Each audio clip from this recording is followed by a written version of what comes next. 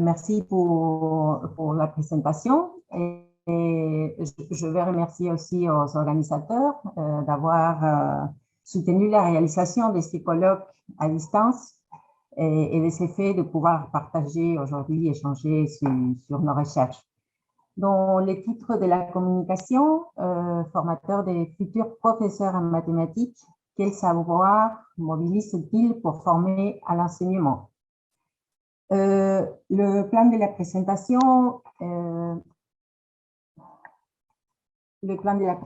je vais faire une présentation de la recherche, la problématique, puis méthodologie, résultats et quelques conclusions préliminaires. Donc, pour cette communication et les titres de la recherche de laquelle elle est issue, et c'est pratique et savoir professionnel des formateurs, des futurs professeurs de mathématiques pour l'enseignement à l'école secondaire. Analyse dans un groupe professionnel de référence. L'équipe de recherche, c'est une équipe de l'Université nationale de la Patagonie San Juan Bosco. Et disons que nous nous sommes réunis des formateurs et des chercheurs des sciences humaines, sciences de l'éducation et des mathématiciens, et intéressés à la formation des professeurs et travaillant à la formation des professeurs qui vont enseigner mathématiques à l'école secondaire. Je veux remarquer deux caractéristiques seulement de la formation initiale des professeurs en Argentine. La durée de la formation, c'est une durée de 4 ans après l'école secondaire. Pas de baccalauréat, pas de concours et l'accès aux études supérieures à l'université, c'est gratuit. Je souligne ça parce que je sais qu'ailleurs, par exemple en France, c'est une réalité différente. Et aussi, on a la possibilité de se former dans deux types d'institutions, soit l'université, soit les instituts d'éducation supérieure. Donc, cette recherche va prendre en compte les deux types d'institutions. Pourquoi s'intéresser aux pratiques et savoirs professionnels des formateurs? La réponse, c'est une réponse qui va permettre de construire la problématique des recherches et il faut la construire dans les champs de recherche sur la formation des enseignants et aussi sur les résultats d'une recherche antérieure sur la formation initiale des professeurs de mathématiques en Patagonie, que j'ai eu l'occasion de présenter au 4e colloque à Montréal en 2017. Donc, quelques repères conceptuels concernant les recherches sur la formation des enseignants. Et dans le cadre de cette recherche, nous allons retenir 3 questions. Les spécificités des dispositifs et processus de formation. Donc, former, c'est plus qu'enseigner. Suivant le travaux de Gilles Ferry, nous distinguons aussi la différence entre les dispositifs et l'action de formation, c'est-à-dire l'action qui va mener les formateurs, du processus de formation, que c'est ce processus de développement personnel pour construire des compétences professionnelles, des savoirs professionnels, se mettre en forme pour exercer une profession. Et aussi, il faut signaler tous les changements au niveau curriculaire, les programmes, les modalités de travail, qui présentent les plans de formation des enseignants. D'autre part, nous considérons aussi que les recherches, c'est une recherche qui se développe dans un champ des pratiques. Et de ces faits est différent d'une recherche dans un champ disciplinaire et du fait que les pratiques, les limites des pratiques sont accordées par les sujets participants. Puis, nous suivons aussi les travaux de M. Tardif, qui considère les enseignants comme producteurs de savoir, et ça nous conduit à considérer aussi la nature, la complexité de ces savoirs et la construction, les processus de construction de ces savoirs professionnels.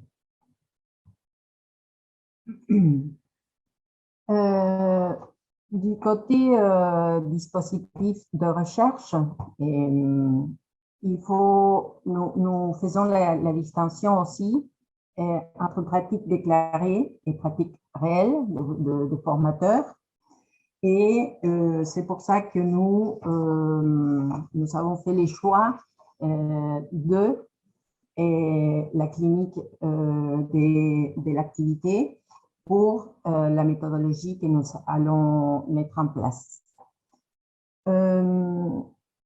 Nous avons considéré aussi, dans le champ de la formation et l'enseignement de mathématiques, la nécessité de construire les mathématiques enseignées à l'école secondaire. Donc, il y a des travaux, dont les travaux de Chevalard, Gisèle Sirade, Kouvniak aussi, et qui montrent que la mathématique qu'on apprend pendant la formation, c'est pas la mathématique qu'on va enseigner à l'école secondaire, et que cette mathématique que le futur professeur devra enseigner à l'école secondaire, mais c'est construit seul. Il faut des dispositifs de formation, des actions de formation spécifiques et de l'aide de formateurs pour pouvoir construire ces mathématiques pendant la formation initiale.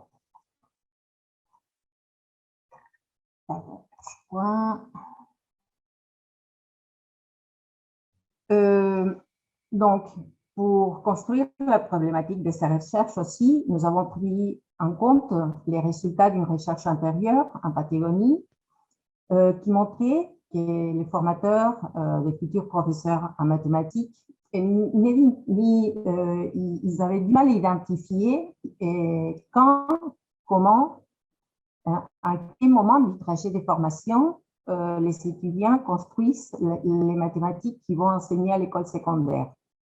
Et en fait, ce n'était pas un objet de dialogue professionnel entre formateurs. Et puis, la modalité privilégiée pour construire les savoirs en mathématiques dans la formation initiale prenait la forme d'exercices, d'exercices, de certaines répétitions. Et les étudiants en formation, parlant de leur expérience, signalent que les enseignements pédagogiques, je prends les noms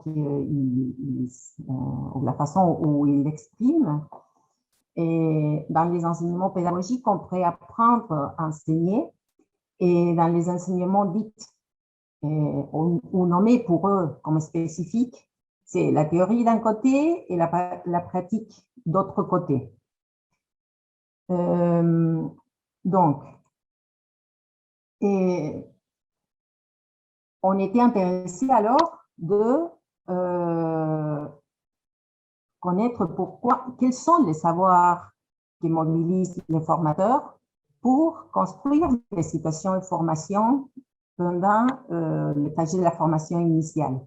Et pour cela, nous avons fait notre premier choix méthodologique, c'était de former un groupe professionnel de référence pour pouvoir accéder aux pratiques de formation réelles et récupérer l'activité des formateurs, c'est-à-dire ce qui a été fait et ce qui a été laissé de côté pour le réintégrer, les problématiser et pouvoir construire.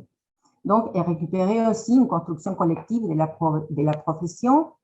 Et on faisait l'hypothèse aussi que dans ces groupes professionnels de référence, en interaction avec des collègues, d'autres formateurs, et il pourrait avoir une construction des savoirs expérientiels. Ici, je prends les apports de l'École de Genève, qui fait la différence entre vécu et expérience, non? Donc, pour la plupart du temps, nous avons le vécu, mais pour les transformer, il faut construire l'expérience, le pouvoir nommer pour pouvoir l'utiliser et considérer qu'il s'agit d'une expérience.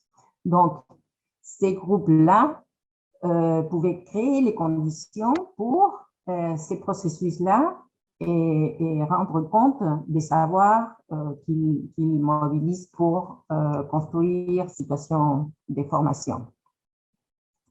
Notre deuxième choix méthodologique est, bon, vous voyez maintenant mon pays. En jaune, c'est marqué la région patagonique, donc c'est la recherche intérieure a été menée sur les 6 provinces. Nous avons analysé les plans des formations, nous avons fait des entretiens, nous avons fait des groupes de discussion avec les formateurs et les étudiants. Mais en ces cas, dans le cas de cette recherche, comme les choix étaient faits pour avoir des groupes de formation professionnelle, des formations, des groupes professionnels de référence, il fallait qu'il soit une zone géographique plus réduite. Et donc, c'est pour ça que nous avons concentré sur la région du Golfo San Jorge. Donc là, il y a 2 villes importantes, c'est Comodoro Rivadavia, où j'habite, et une autre ville qui s'appelle Caleta Olivia, que nous a permis de travailler et de faire une première étape de notre travail de terrain dans 2 universités et un institut d'éducation supérieure. Avec l'idée qu'on pouvait rassembler les formateurs pour constituer ces groupes professionnels de référence. Donc, nous avons adressé un questionnaire semi-directif aux formateurs, des futurs professeurs de mathématiques. Et ici, je reprends ce que je viens de dire avant. Nous travaillons dans cette recherche seulement avec les formateurs responsables des enseignements et des enseignements du champ mathématique, c'est-à-dire les formateurs qui font les enseignements algèbre, géométrie, l'analyse mathématique, topologie, voilà. Et pour la deuxième, une fois que nous avons analysé cette question et les réponses au questionnaire, nous pouvons constituer à la deuxième étape et ce groupe professionnel de référence pour mener des entretiens de confrontation simple et croisée. Donc, le résultat de la première étape, nous avons codé les réponses au questionnaire. Et puis, cette réponse, nous avons pris des catégories théoriques, puis les catégories émergentes et des réponses des formateurs. Et nous avons utilisé pour la constitution de groupes les logiciels R. C'est une plateforme libre, gratuite. Et il fait une analyse, je ne sais pas si c'est bien l'expression, une analyse en clusters ou une classification hiérarchique. Donc, il analyse automatiquement les données brutes que nous avons codées et nous a permis d'obtenir 3 groupes des formateurs. Je vais expliquer tout à l'heure quelles caractéristiques ont ces groupes-là. Et puis, à nouveau, on a fait une analyse qualitative pour pouvoir décrire les formateurs qui ont été rassemblés dans ces 3 groupes-là. Pour avoir un ensemble général des formateurs que nous avons enquêtés, c'est-à-dire, il y avait plus de formateurs, mais ceux qui ont répondu, l'enquête, sont 22 formateurs. Ils travaillent 11 seulement à l'université, 6 dans l'Institut d'éducation supérieure, et il y a 5 formateurs qui travaillent dans les 2 types d'institutions. De ces formateurs-là, il y a seulement 5 qui travaillent seulement à la formation des professeurs en mathématiques. Qu'est-ce que ça veut dire? Ils ont les enseignements, par exemple, géométrie, topologie ou l'analyse mathématique, mais ce sont des enseignements pour d'autres formations universitaires, c'est-à-dire pour l'ingénierie ou d'autres professions. Et de ces 22 formateurs qui ont répondu le questionnaire, il y a 19 qui ont expérience comme enseignants à l'école secondaire.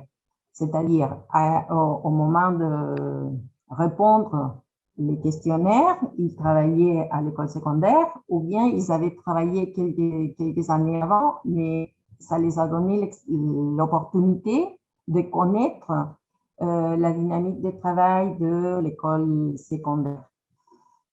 Ici, on parlait tout à l'heure, en Argentine, les formateurs, les enseignants en général travaillent dans plusieurs établissements scolaires de différents niveaux et en même temps. Donc, c'est assez, on peut dire, on peut penser que c'est négatif du point de vue du salaire et des conditions de travail, mais dans le cadre de notre recherche, ça pouvait être très intéressant parce que ils ont l'opportunité de construire un savoir qu'ils pouvaient mobiliser pour construire des situations de formation, pour former les futurs enseignants. C'est pour ça que nous avons relevé cette information. Et donc, les résultats de cette première étape liée au questionnaire, quand nous avons demandé quels sont les principaux problèmes et défis que présentent aujourd'hui enseigner mathématiques à l'école secondaire, les formateurs n'ont pas répondu en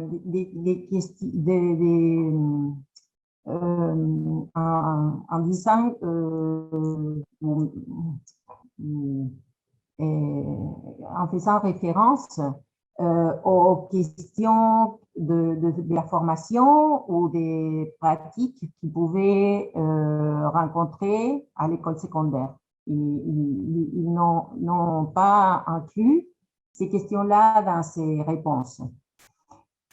Pour les défis, bien sûr, ils pensaient qu'il fallait travailler pour intéresser les élèves de l'école secondaire, qu'il fallait travailler sur la didactique de mathématiques pour améliorer les pratiques à l'école secondaire, qu'il fallait travailler avec les technologies, qu'il fallait faire des actions pour faire plus réelle l'éducation inclusive.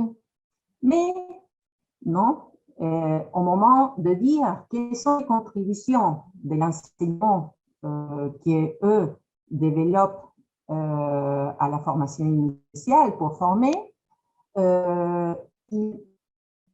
ils disent seulement ils s'expressent seulement en termes de contenu mathématique, de résolution des problèmes, de modélisation, du langage spécifique de la discipline. Il y a un formateur qui disait, bon, j'ai fait un apport important avec l'utilisation des technologies, mais on voit qu'il n'y a pas de relation entre ce qu'eux, ils disent qu'il faut améliorer ou travailler encore pour les pratiques d'enseignement des mathématiques à l'école secondaire et ceux qu'eux-mêmes travaillent dans les situations de formation que eux font à la formation initiale.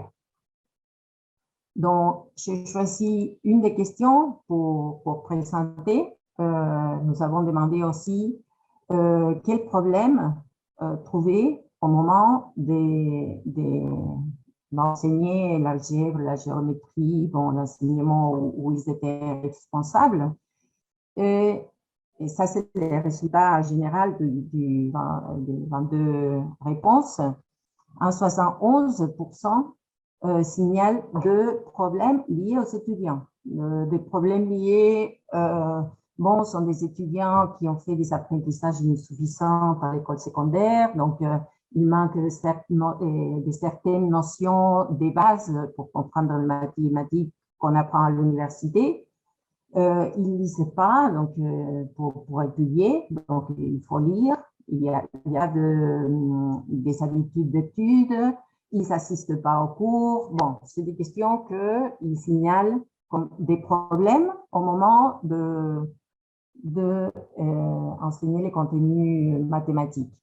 Et vous voyez, c'est seulement 11% que mentionne un problème lié à la complexité de la discipline, par exemple. Et seulement un 9% qui peut signaler quelque chose en relation à sa propre pratique comme formateur. Donc, ici, on le voit après avoir classifié et fait la classification Enseignement Leadership. Donc, comment les groupes se différencient par rapport à comment on considère l'activité de l'étudiant. Donc, on voit que ces problèmes sont plus importants dans le groupe 3 des formateurs. Donc, les groupes que nous avons décrits, dans les premiers groupes, il y a 3 formateurs seulement devant eux. Et ces formateurs qui ont moins d'expérience dans le métier de formateur déclarent mettre en œuvre des situations de formation qui cherchent à produire, à générer l'activité de l'étudiant pour apprendre les mathématiques. Et ils cherchent une position active du point de vue pédagogique pour construire le savoir. Le groupe 2, on était rassemblés 6 formateurs.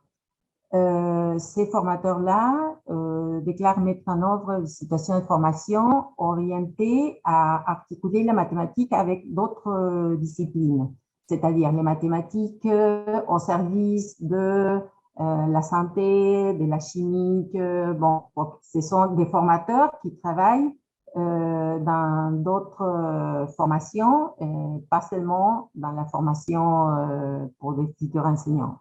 Et le troisième groupe de formateurs, les situations de formation qu'ils disent mettre en œuvre, qu'ils déclarent mettre en œuvre, suivent leurs préoccupations pour l'apprentissage de savoir mathématique, mais plutôt dans une perspective assez traditionnelle et passive, plutôt de faire des exercices et des répétitions pour apprendre les mathématiques et les démonstrations des théorèmes de ce genre-là.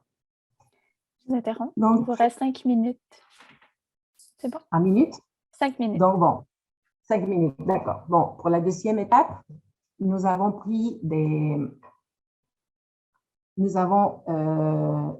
constitué ces groupes professionnels de référence avec des formateurs du groupe 1, 2 et 3. Mais nous avons dû ajuster un peu la méthodologie de notre recherche et dû à une situation catastrophique qui a eu lieu à notre ville et aussi aux conditions de travail des enseignants. Nous avons réussi à filmer des professeurs en train d'enseigner à l'école secondaire et puis nous avons montré, ils ont vu ces filmations, les formateurs, et on a fait les entretiens en autoconfrontation croisée pour savoir sur les livres quels sont les savoirs qu'ils mobilisent pour élaborer ces situations de formation. En ce moment, nous sommes en train de traiter et d'analyser ces données, mais on peut déjà voir, concernant au moins la première partie, quelques implications pédagogiques pour la formation des professeurs. J'ai marqué quelques sujets pour pouvoir discuter, par exemple l'importance accordée à la construction des savoirs mathématiques pour les situations d'information, l'opportunité de construire en formation initiale les savoirs pour l'enseigner à l'école secondaire, qu'est-ce qui se passe avec l'activité, l'expérience et les savoirs des étudiants en formation, sont pris en compte ou pas par les situations de formation pendant la période de formation initiale. Est-ce qu'il y a une réflexion critique sur la pratique de formateurs, de professeurs? Et finalement, s'il existe les possibilités de créer une situation que permet de se reconnaître comme un sujet producteur de savoir, non? Surtout en pensant les types d'activités qui sont proposées aux futurs professeurs. Donc, merci de votre attention. Voilà.